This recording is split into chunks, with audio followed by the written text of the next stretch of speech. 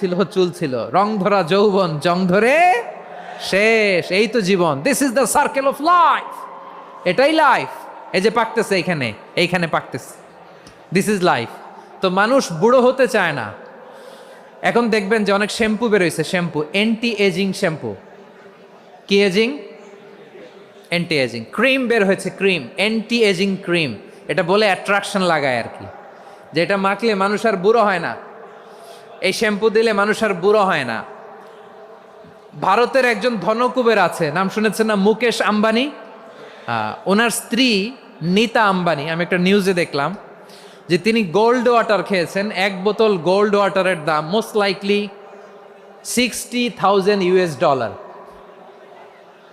$60,000 এক বোতল gold water. কেন? এটা খেলে বার্ধক্যের ছাপ নাকি চেহারায়